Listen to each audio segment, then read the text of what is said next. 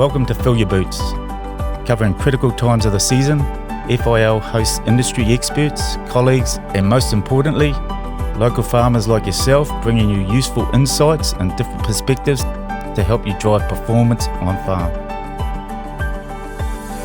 Hi, welcome to the first episode of FIL Your Boots with FIL. I'm Colin May, and today we're here with Natasha Maguire from Farm Medix. Natasha, welcome, and thank you. Great to have you here. Can you start by telling us how you became known as the Mastitis Lady, and how did that journey start to that point? Yeah, it was back in the day. We were doing some work on farms, actually nothing related to mastitis at all, and they started saying to us, what do you know about mastitis? And we'd say, well, not much. We know milk comes out of a cow, that's about it. And they were saying they had problems with treatment failures and that the antibiotics didn't seem to be clearing up mastitis. So we decided, just out of interest, to do some testing to see what was going on. And it was a pathogen actually that doesn't respond very well to antibiotics. So that was where it began. And then, farmers would hear about it and ring up and say, oh, are you that mastitis lady? And that's where that came from.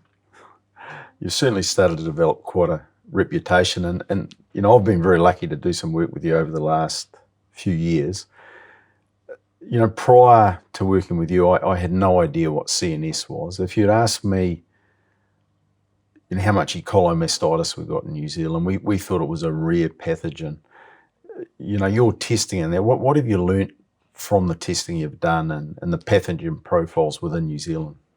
It's been really interesting. I think, it was always thought when we first started that, for example, there was no Staph aureus in New Zealand as well, that it wasn't an issue in New Zealand. And what we realised is actually that very little testing was being done. And it wasn't because people didn't want to do testing, it was because it wasn't really widely available. The remote nature of farms meant that it just simply wasn't feasible to get samples in, and if they took them to vets, then often vets didn't culture in those days as well. So we're only going back, just 3 or 4 years ago.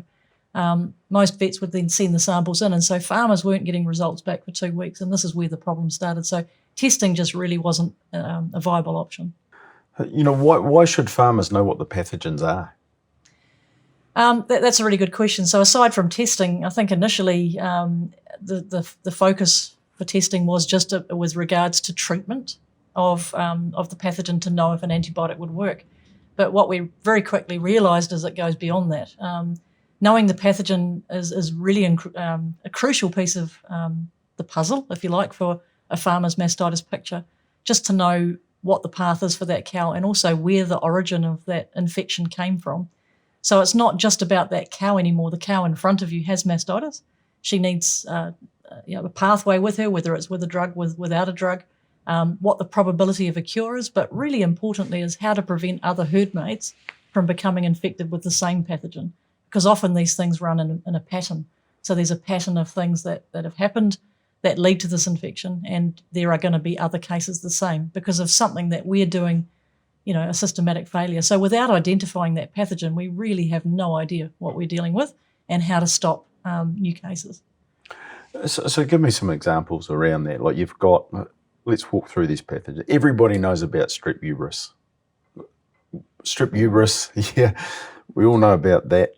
And I think what's happened within New Zealand is, I've changed. We used to talk about mastitis, and I say to farmers now, look, let's break this down and let's start talking about the pathogen. So tell me a bit more about the pathogen. You've got Strep urus. Mm-hmm. Tell me a bit about it. Where's the source? Where does it come from? I'm pleased you picked Strep urus because I think most people would probably still say it's the most common pathogen in New Zealand dairy herds today, and it's not. Like you talked about CNS before, that's the most common one. But what's really interesting is, Strep urus is probably picked up mostly because a lot of the cases are very clinical, so they're very obvious. And a cow will have, quite bad mastitis and people will think, oh, that's bad. And then, often that's tested and it's Strep urus. So Strep urus comes from the cow's own environment. It's from the gut. It's from manure, dirt, mud. So anywhere, like one of the Aussie vets said to me once, mud and mingling, that's pretty much Strep urus. It's like a dirty teenager with a dirty bedroom. It's just environmental from, manure, dirt, mud. Yeah. And then you move to CNS. I'd never heard of it until 4 years ago, and there's a lot of farmers in New Zealand haven't heard of it, but you've just said that's the most prominent pathogen we're dealing with. It is. And I think worldwide it's the same. It's responsible for around 54% of mastitis in New Zealand. And that's not my statistics, that's according to Dairy NZ. So that if you think of 54% of the cows with a pathogen CNS, I think one of the biggest things about CNS is it's avoidable. It's a nuisance kind of organism. It's like a whole bunch of kids with a snotty nose. Yeah, and that's easily treated? Or actually, the latest research would indicate that CNS is something that is not necessarily requiring treatment, but of course that would be, up to the vet to discuss with the farmer.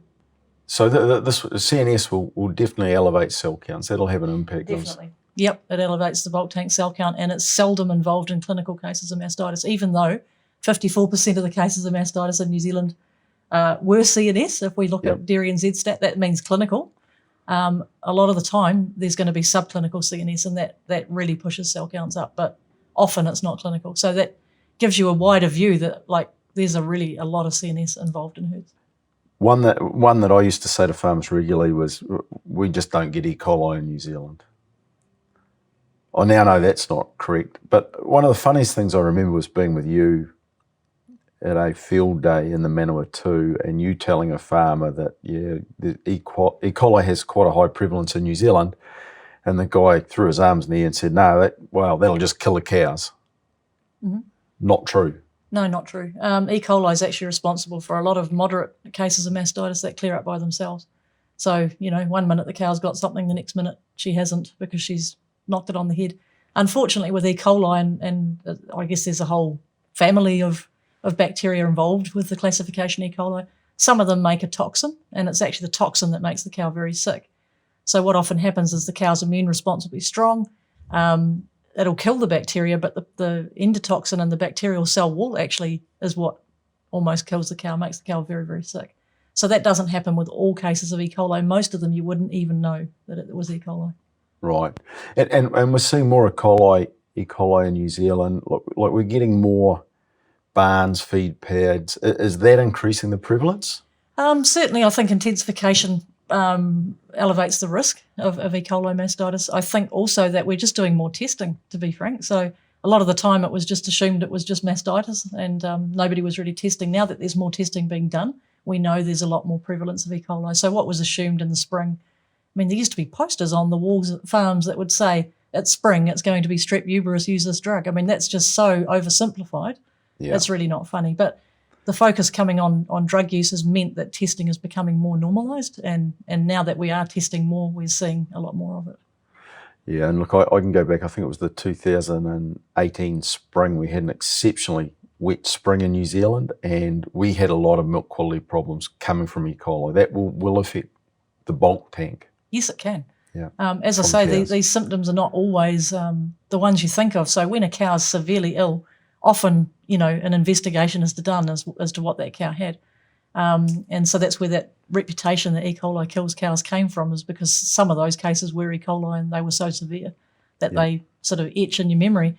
But the reality is that a lot of the E. coli is not like that at all, and certainly not severe. And the one we don't want, Staph aureus, the bogey in the room. Yeah. But there's hardly any in New Zealand. True or false? False. And I think worldwide it's a problem. Look, I think it's something we've got to watch, particularly Fonterra's just announced that the payout's going up for them, so that encourages people to keep cows. And I know that, some of the traditional methods for trying to find high cell count cows, that sort of thing, and assuming they have staph is not always right. So we have to be very vigilant around Staph aureus, because as we sort of want to sell more milk and hold on to perhaps carryovers and cows that we know we probably should be getting rid of, that's where bugs like that have a real opportunity. But it's not, it's spread cow to cow, so it's of huge concern.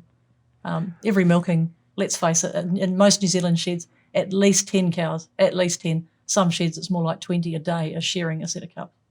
So the risk for spread is there. So that is the main pathogen that will go cow to cow, is transmittable. There are others, but in New Zealand we don't see so much of the other ones. So of course M. bovis, which we'll exclude from this discussion because obviously it's really contagious by comparison. But Staph aureus, Strepgalactose is also another pathogen, but we don't see it in New Zealand because We see that more in developing countries where maybe the standards of hygiene amongst people are not as good. So those pathogens come from people. Like staph, does that originate from people too? I guess we'll never really know, but I think originally, yes, it does. And we do have evidence that, things go from people to cows. So, for example, Staph aureus lives in the nose and on the skin of about 30% of people. Now, if we're milking without gloves, if we're in the shed with a drippy nose at 4 a.m., which, let's face it, that happens, we know that just from a nose wipe on a hand and touching the cow, you provide an opportunity to inoculate that cow.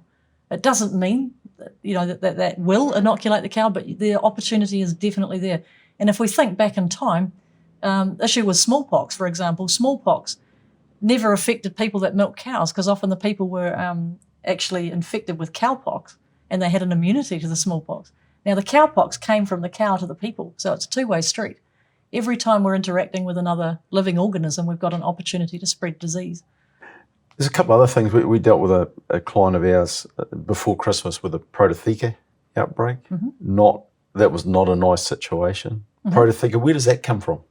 I know it's rare, and you don't want it. It's really rare, and I don't want to create anxiety out there, but like these things are all, I guess, environmental. They're around us. They're kind of everywhere. And you've got to remember that a milking shed is not like an operating theatre.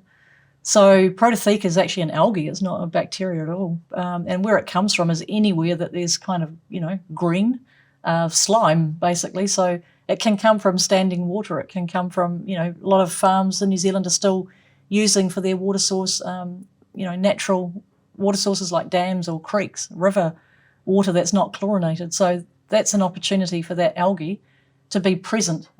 How it gets into the cow, that's a different situation. So taking care around intramammary preparations, that we're not pushing something into a cow's teat when we're administering a treatment or a dry cow teat seal, that sort of thing is really important. And Protothicker can just be around, even just from hosing cows off. Right now it's hot, so we're sprinkling cows in the yard. If we're doing that with water that's not treated, then we have that opportunity for sure. Yeah, and that's that cannot be treated, can it? No, it can't be treated. And once a cow's got it, then cow to cow, there's a risk. So just like Staph aureus with that sharing the cluster between the cows, we've got a risk of transmitting it to other animals in the herd. Yeah. And the other one that I think we should touch on too is Serratia, that we've seen a little bit of. We don't see it very often, but again, can be devastating to get that in a herd. Serratia? Yeah, definitely. So that tends to run more, I'm not sure that it's transmitted cow to cow, but of course any mastitis probably is able to be transmitted that way. That tends to be around, once again, standing water. So anywhere that's slimy. For example, it might be interesting to know that in your own shower at home, you probably have Serratia growing. So sometimes if the shower's not cleaned, and I'm sure there's plenty of people that have lived in a flat before and can relate, you get that orange slime in a shower. That is Serratia. Now, Serratia comes from the gut, so it doesn't come from your skin. Great. So without being too graphic, it's once I'm just having visions of my daughter at Victoria University going flatting for the first time. I might have a conversation with it. That's it. So, yeah, definitely don't be going milking the cows. But where you see that orange slime, so milking sheds, there's a lot of opportunity for that because let's face it, like the cows come in, there's a hell of a mess once they, we're always hosing down, things are wet. And this is the opportunity for Serratia to exist. And same if you've got a leaking water line or a broken pipe or, you're irrigating too short between rounds, those sort of things can really contribute to bugs like Serratia. Cool. So this is great. How do farmers know what they're dealing with? Well, they don't. That's the big problem, isn't it?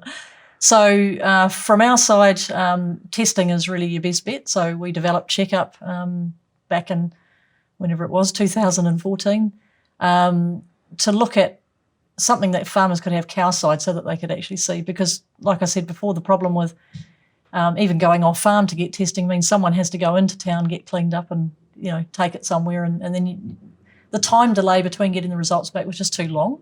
So for us, we realised it was really important that the farmer had control of being able to do that, whether it was a Friday night that they had mastitis or a Christmas day or whatever it was, that they had the ability to do that if they wanted to.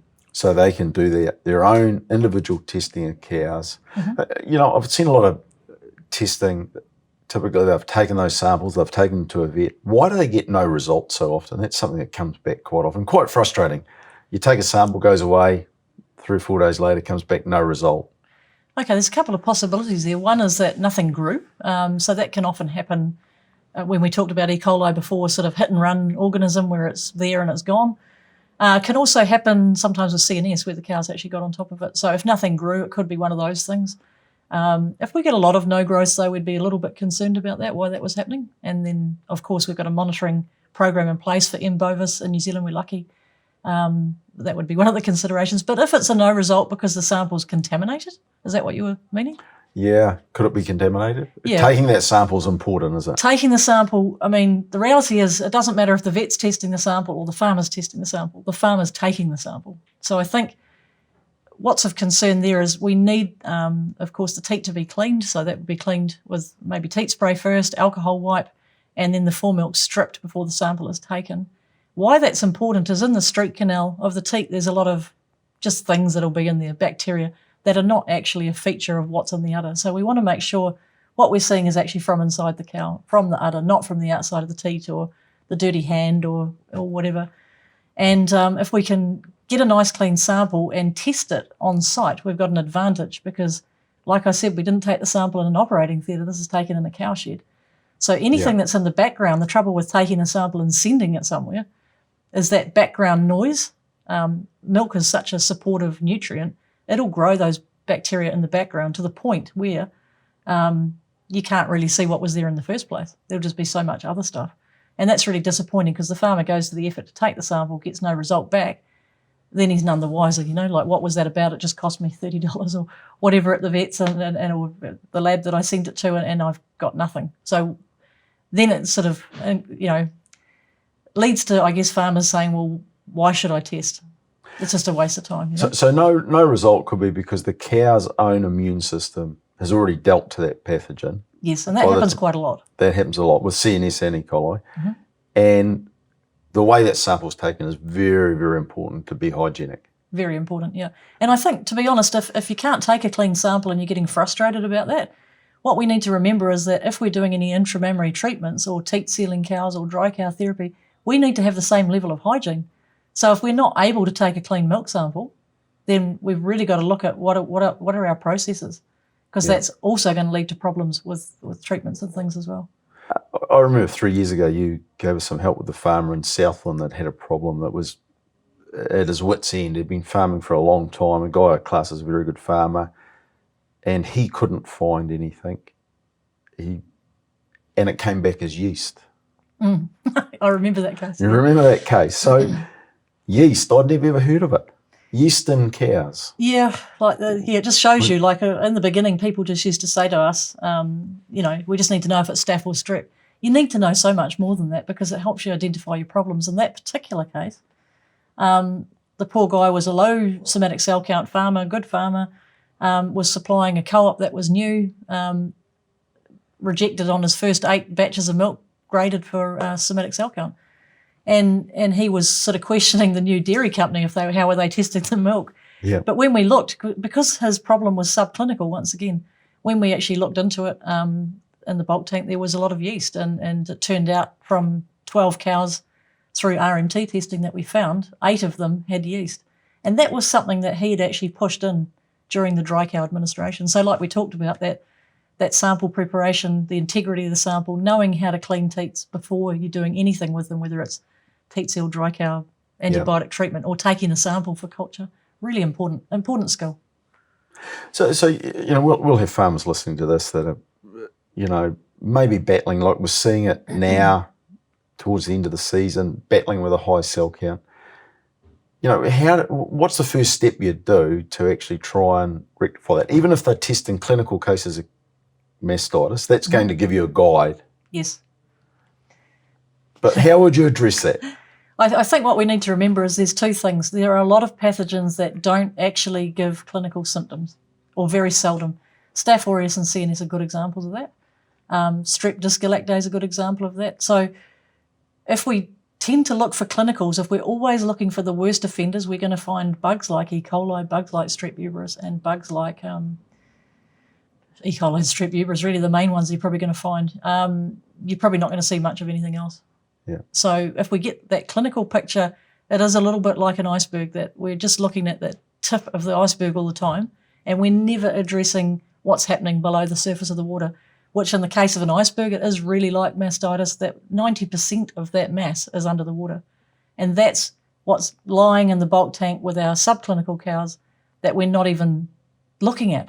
And often that's where the key, it's all pieces of a puzzle, and I'm not saying it's a panacea, but looking in the bulk tank with a test like our Snapshot, you're actually getting a pathogen profile of what's happening, and then we can know from where those pathogens come from what the actions are, what the tweaks need to be made to the system so that we don't get so many clinical cases. If we work with the big part of the iceberg, we get fewer cases of clinical mastitis, but we also importantly address what's happening subclinically, which can be a feeder or underlying cause into those clinical cases.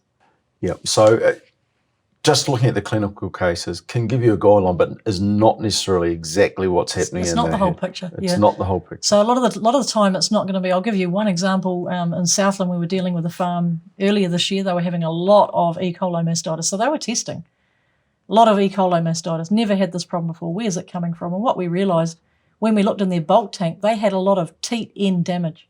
Yeah. Now, how's that linked to Ecoli? Well, it's not really, except when you consider because the teat ends were so damaged that they had I guess an indoor system where the cows were confined for part of the year anyway. The dirt and the manure was just sticking to the teats more than it would have been if they weren't like that. So while you're looking at E. coli, that might be useful to say, well, we treat or we don't treat or whatever. But the cow's still sick, so it doesn't really help you. It doesn't help you prevent. Prevent, yeah. So prevention is really where we're very, very focused. Looking at what can we do to fix up this teat end damage will lead to a reduction in all of our clinical mastitis cases because that's the underlying cause. And It's often not clinical, so it's something that we don't always see when we go culturing a few cows, So you tell me the Snapshot is a forensic overview of the bulk milk. By taking that test, you can really identify what those underlying issues are and then take corrective actions. That's where your focus needs to be. Definitely. I think most farmers know it's not like, you don't want to, it's not about let's take cows out of the vat so that we can be compliant. I think a lot of the time, coming from a regulatory point of view with a dairy company, they want you to sell milk of a certain quality. So there's a lot of focus on compliance. There's also a lot of focus on treatment because that's an animal welfare issue. So if we've got cows that are sick and need treatment, I don't think any farmer would, want to withhold that either, so that everyone wants to do the right thing. But improvement is different. If we want to improve and we want to reduce the number of cases that we get and not be in that position in the first place, the name of the game for the farmer is to have all of his cows contributing to the bulk tank so he can sell his milk, not to manage different herds and mark cows up and have them grazing separately and drafted out. And, at the end of milking, it's demoralising to see another herd that you have to milk. And for some farmers, that's a reality. We're talking about a herd, not one or two cows. There might be 30. I was just talking to someone this morning that had 30 out. Now, that is kind of depressing. Look, I know you've just done some testing on a couple of herds in the Waikato, 2 herds in particular. One of them had 28% of the herd with staph and one was 30. So that's a hell of an issue to deal with. And that's quite demoralising, isn't it? Yeah, I think it takes a lot of guesswork away, though. So even though people are in a bad situation or even though they know things aren't right, I think it's essential to seek help because it's not I think often people get led up the path of, well, we're going to, give it our all, coming to the end of the season, we'll blanket dry cow and we'll do this and we'll do that. And next season it'll be better and they hope it's going to be. Like you don't want to guess. Like by measuring, we actually have evidence to show what's going on. We're not guessing anymore. So instead of doing this sort of trial and error, and it's an expensive experiment at the farmer's expense, if we're just trying things to see if they work, first of all, it creates a lot of stress because, maybe it's not working. But second of all, there's a lot of action. So if we go and change everything all at once and we've got, staff stripping the herd every milking, which is really common when people... That's not good if you've got Staph aureus. If you're stripping cows with Staph aureus every milking or a quarter of milking, which I know some people do. They do, yeah. That's going to transfer. It's absolutely. So knowing what you're dealing with, I think, is a huge step forward in managing your problem and finding a solution. And for some people, those changes, management of their mastitis might be very simple. And they're very small tweaks. And for some people, it's going to be bigger, but at least they know what they're dealing with. And so in the case of having 27%, 30% Staph aureus, people listening might be thinking that's enormous, but it's actually more common than you think. And it's not insurmountable. So I just want to say to anyone who's having a challenge, like, don't be afraid of finding out what's going on, because that's how you're going to improve. Natasha, look, it's been really great having this conversation today, and I hope it's been informative for people out there. I think one of the big things is there is steps and measures we can take with testing, obviously, from what you're telling us, and it's not a stigma to have mastitis either. It's very common, very, very common. You've just come back from the National Mastitis Conference. Sorry, you attended it online this year, but you've attended the National Mastitis Conference in the US, I think, the last 4 or 5 years. You know, what was the figure in the US of treatments? It's really interesting. I've been watching the US as we've gone along, because their somatic cell count at the beginning, when we first started, their limit's 700,000, so everyone listening is going to go, whoa. Yeah. But they were sort of in the sort of high 200s when we started. Now their cell count's actually the same as New Zealand's average. So they're around 170,000. Which is really interesting, because most systems in the States are confined, they're housed. So cows are literally lying in their own manure, like, constantly. And if you think they can do that well, what's interesting, though, their treatment rate is 30% of cows during a lactation will be treated. 1 in 3 cows treated. 1 in 3 cows, which is huge. So you can say they're using a lot of antibiotics. And that's what I thought until we started looking at how many cases farmers treated here. And I think if people actually look at how many cases they get over a lactation, some people might be surprised how many cows they're treating. Because don't just look at the cows treated, it's how many treatments within a herd and extrapolate that as a percentage of the herd. Correct. And I know I've seen herds with 30 to 40% treated in New Zealand. Yeah. That's a hell of a cost. Yeah, it's a huge cost. It's also a tax on the people working there. Like, nobody feels good about having these problems. And it's a lot of management and a lot of extra work for people. So I think once we realised that, it's not just about knowing the pathogen for treating the case, it's actually knowing how to improve. And finally, as we wrap this up, somatic cell count is a guide to animal health, but we still see herds being treated with high levels with a cell count of even 100,000. Yeah. Why? I think sometimes people are trigger happy. I always say it's like having a small child in the night with a fever. Like, by giving it something, maybe you feel better. But I think, the key to success is knowing what that is. Like, what was that? What was that you just treated? Is it something that's going to take an insidious hold in your herd over time? Is it something that could have gone away by itself without treatment? Is it something that needed treating? Is something that she's going to bounce back in 10 days' time back in front of you again? I think those things are good to know up front. Yeah, cool. Look, Natasha, thank you very much for coming in and speaking to us. It's been a great chat, and I hope people out there have gained a glimmer of knowledge. I know my knowledge has improved out of sight working with you in the last 3 or 4 years. So, look, thanks very much for today. It's been a pleasure. You're welcome. Thanks. Thanks for tuning in to FIL Your Boots. If you'd like to learn more about the topics covered in today's episode, talk to your local FIL manager or head to fil.co.nz.